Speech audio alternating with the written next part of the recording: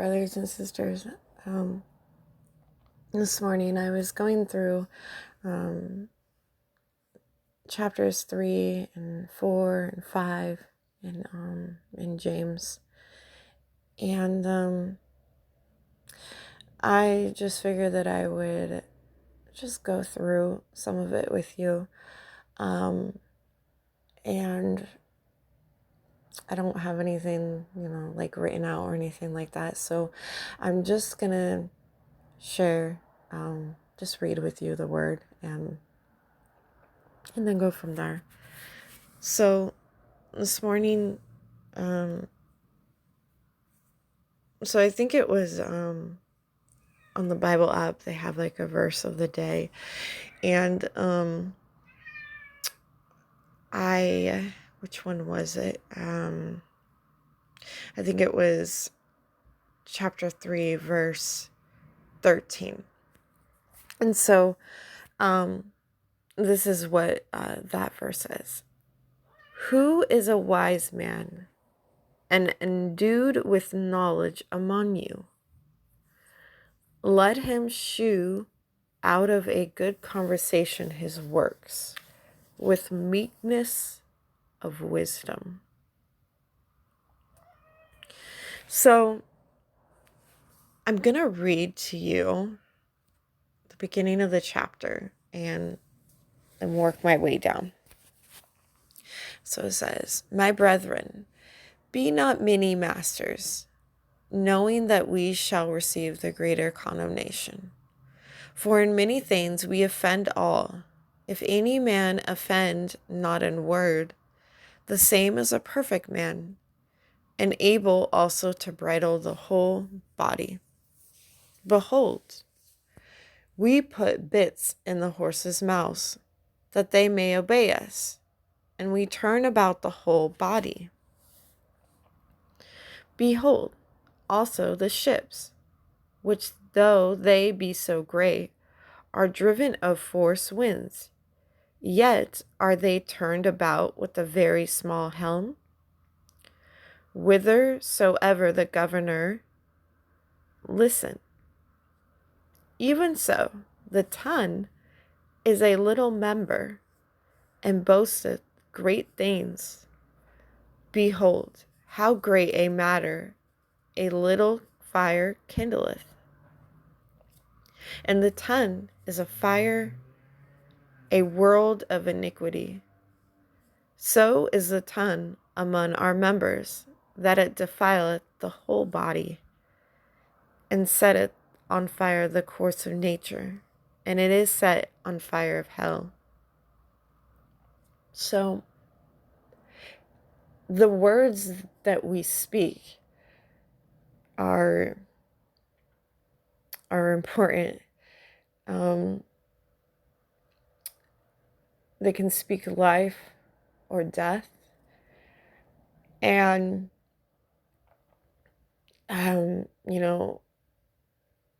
while the tongue is just a small part of the body, right? Saying here that it can do a lot of damage. So if we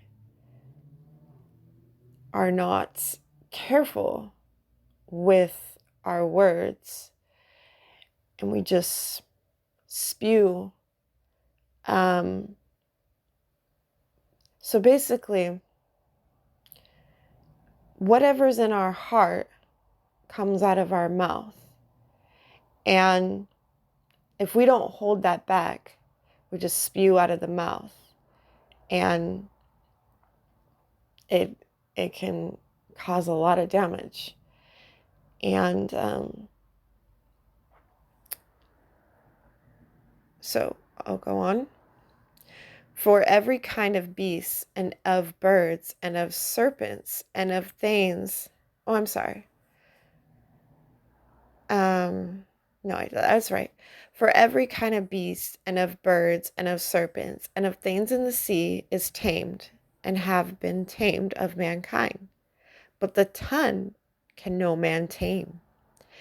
It is an unruly evil, full of deadly poison. Therewith bless with God, even the Father, and therewith curse we men, which are made after the similitude of God. Out of the same mouth proceedeth blessing and cursing. My brethren, these things ought not so to be. So, the same mouth that we will, um, you know, speak life, it also will, we will speak death, right? And speak good, speak evil, right? Do a fountain send forth at the same place sweet water and bitter? Can the fig tree, my brethren, bear olive berries, either a vine, figs? So can no fountain both yield salt water and fresh. Who is a wise man and endued with knowledge among you? Let him shew out of a good conversation his works, with meekness of wisdom. So, this makes me think of the last month or so. I was really, I was going through Proverbs, and it got me thinking about man's wisdom and how it compares to God's wisdom. And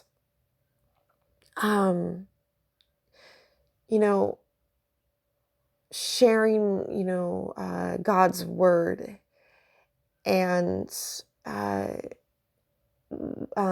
meekness, and how man's wisdom is it's foolish, it's vain babblings, it doesn't stand, okay, and it won't stand, and but God's wisdom does. And I thought of this when I read this verse. And then so in 14, but if ye have bitter envying and strife in your hearts, glory not, and lie not against the truth. This wisdom descendeth not from above, but is earthly, sensual, devilish. So this kind of ties into what I was talking about, that what's in your heart proceeds out of your mouth. So, and this glory not and lie not against the truth.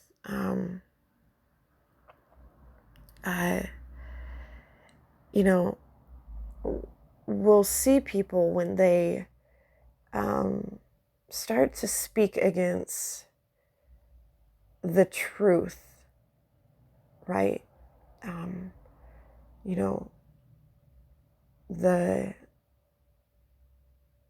Jesus is the way, the truth, and life. And, when they start to rail against the true message of the gospel, and, we see what's truly in their heart because it proceeds out of their mouth. This got me thinking about this. And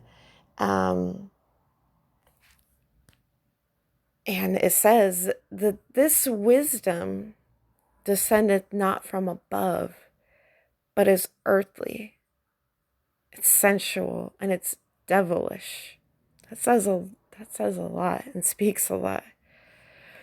For where envying and strife is, there is confusion and every evil work. So this is all not,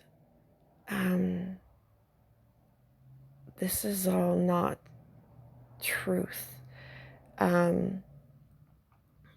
Because God is not confusion, and he doesn't bring about confusion.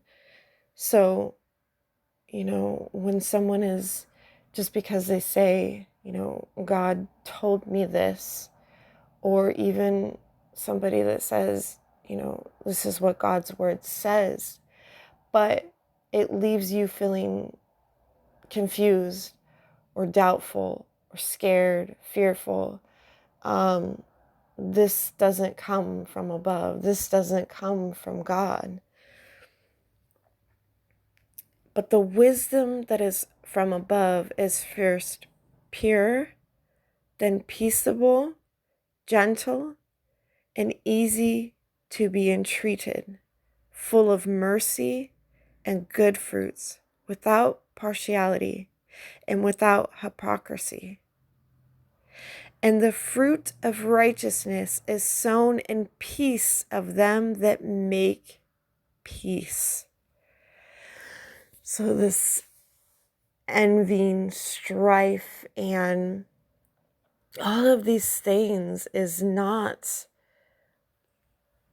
a work of God. It's not coming from it's not coming from above. It's not from Christ. And the wisdom that is from above is first pure. All these right here. The other night I was, I don't remember what verse it was, but it was talking about the fruits of the Spirit. And I was going through with my daughter, and we were going through each one of what the fruits of the Spirit were. And when I read verse 17 right here, I was reminded of that. But the wisdom that is from above is first pure. These are fruits of the Spirit and of Christ's work, right? Pure, peaceable, gentle, and easy to be entreated, full of mercy and good fruits, without partiality and without hypocrisy. And the fruit of righteousness is sown in peace of them that make peace. I just wanted to just go over this and just really talk with my brothers and sisters, and just read the word and just go through it. I don't really have much else to say on it, but if you guys have anything that was illuminated to you in these scriptures, write it down in the comments. And I don't have much to say. I just was going through and reading this morning, and I figured I would just share with you what I was reading this morning. All right, you guys, I hope and I pray that you all are having a blessed day, and thank you so much for listening. All right. Bye-bye. I don't know why.